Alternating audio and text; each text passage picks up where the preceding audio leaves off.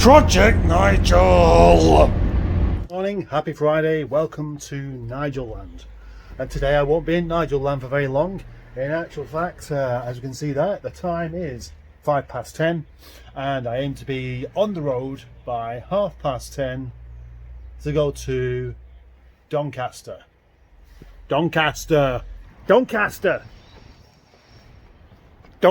Oh, little Terry here, tragic little soul. Hopefully you'll help become useful today and do something quite heroic. I've forgotten the key. Just on time. These are the few bits I need to take with me. The most likely to be the cause of the problem.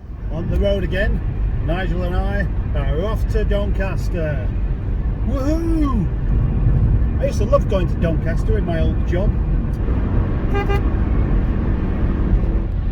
The last time I did a video featuring Nigel, the video was called Come to the Rescue.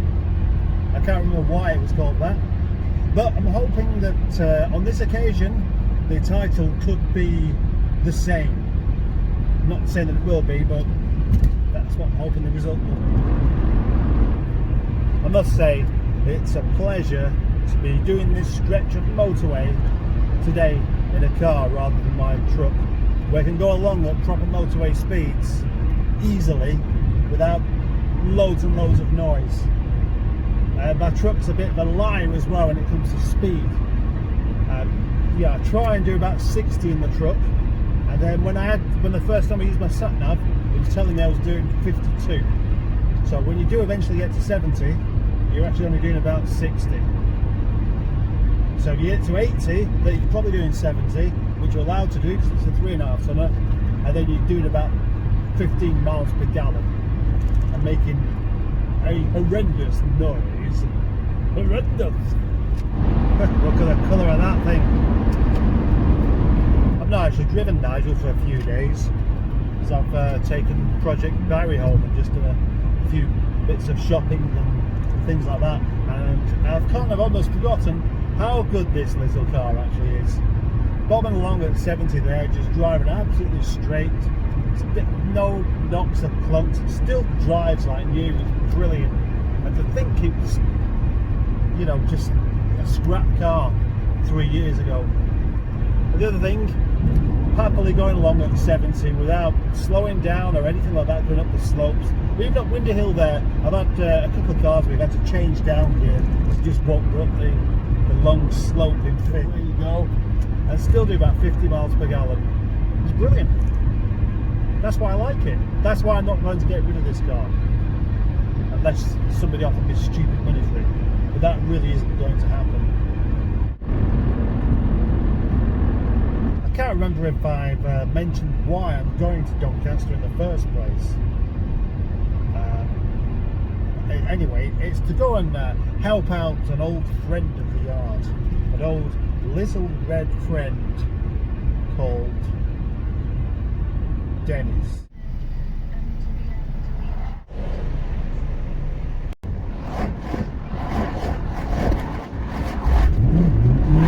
That must be terrible to try and come out of that petrol station in a truck. There we go, Dennis runs again. Let's hope you stay right this time. Keep running, Dennis. Come on. Stop messing around. Menace. Project Nigel suddenly decided that its lacquer on its bonnet isn't good enough. Okay, Dennis the Menace. Hopefully I won't be hearing from you again for a little while. That's one of the cool things about driving along motorways in Nigel. You see people's faces looking either pointing and laughing or smiling. So, Dennis was sold just a few days. Well, actually, Dennis was sold last week, and everything was fine. It drove to Doncaster, perfectly okay, and then evidently the next day didn't really want to start. So began an investigation of what could be wrong with Project Dennis. Because the last thing I want is to sell a car that didn't work the next day. Anyway, my friend Dan there, he's been through absolutely everything, or almost everything, and it was a bit of a confusing thing. Just a couple of things left to try, a couple of sensors which I took off the tragic Terry, which is now the heroic Terry, I reckon, and put this new sensor in underneath the coolant temperature. I can't even remember what it's called. It's got something to do with checking with the ECU, and bingo, it worked. But the trouble is, the issue with that car is it's been an intermittent fault, because he's managed to get it going and it wouldn't go, and then it would go, and then it wouldn't. So hopefully that will have cured it and it won't just go wrong again later. And to be honest, till he messages me tonight and says, oh yeah, it's all fine, and then tomorrow it's all fine, it'll be playing on my mind quite a bit. I'm sure it'll be playing on his mind as well. I need to pop in there, I think, actually. It's getting to that time again where the beard's becoming unruly. It's wanting to take over, but I can't get rid of it because my little girls will complain. I know most of the time it's okay. While I'm at work, I don't really notice it so much, but I always found this, that you're going to drive somewhere and you're messing around with it constantly, just feeling away and just tucking bits from one side to the other, and I'm sure other men have exactly the same thing, where it just goes all strange and you make little twisty bits with it everywhere, and then before you know it, your chin hurts. Beard pain, giving yourself beard pain, beard torture. I started talking about beards to distract myself from actually playing with my beard, and then as soon as I stopped talking about it, I'm back doing this again.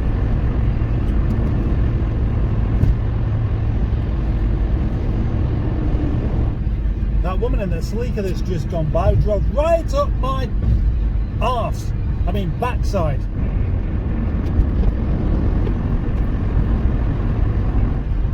Pull it, I twist it round into like a point like that, and then I let go of it, and then I do this kind of pretend scissor movement like that, as if I'm cutting half of it off, and then I do that bit underneath there, and then I do it kind of up like that as well.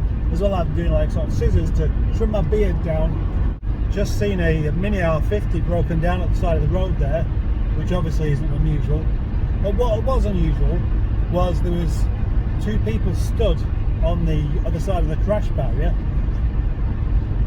both wearing masks. Maybe they're wearing masks because they're stood at the side of the motorway and they're breathing in all sorts of toxic chemicals. That would make more sense.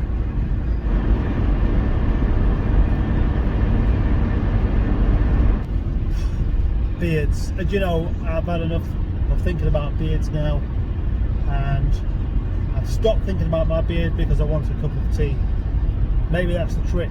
Maybe that's why I drink so much tea, to stop myself from playing with my beard. That would make sense, wouldn't it? Hey! There's a big engine.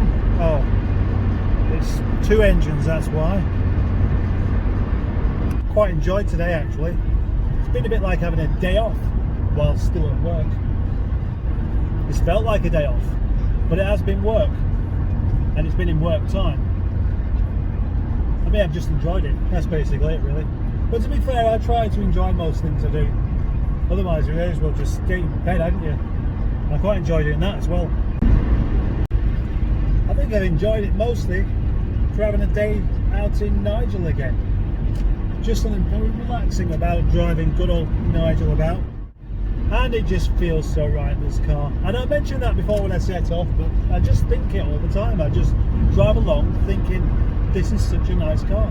And all of these people that are going by, I just hope that I'll have amused one or two of them by seeing this funny little odd panel Rover 25 going along quite happily. And there's another point I was thinking of. One day I'll be driving this along and I'll have somebody beeping at me because they recognise the car from the Project Nigel YouTube channel. Obviously that happens at work, but Not on the M62 he doesn't. Speaking of the Project Nigel YouTube channel, the views and the watch time are really going up nicely, so I'm very grateful for all of this attention. I'm really grateful for all of the people that like these videos I'm doing. It does make it worthwhile doing them in the first place. Plus the subscribers are going up. I think I've had another 9 subscribers today so far, so you know, I must be doing something right. And somebody, one of my favourite comments over the past week or so was somebody saying that they'd stayed up all night watching my videos and I'm like a deranged hub nut. I'm happy with that.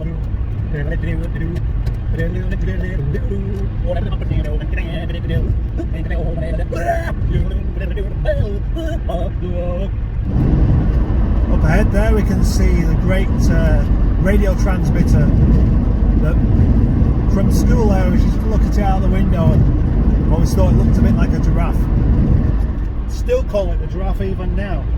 And then that brings you to the highest point of the motorway again in England, and then it's downhill all the way to Rochdale, as I mentioned the other day, and I've just mentioned it again because you might have forgotten about it, and you probably have, so I wasn't wasting my time there.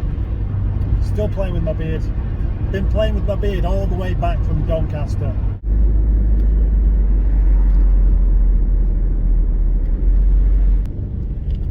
I'm going home and it's not even properly dark.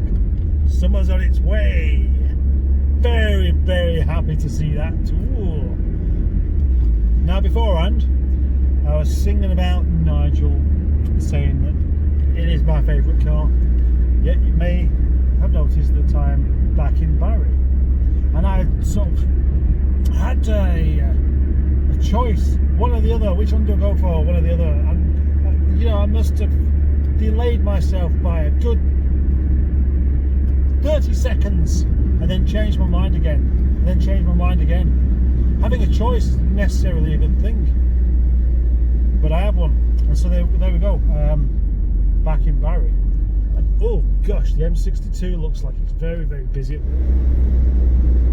Look at that.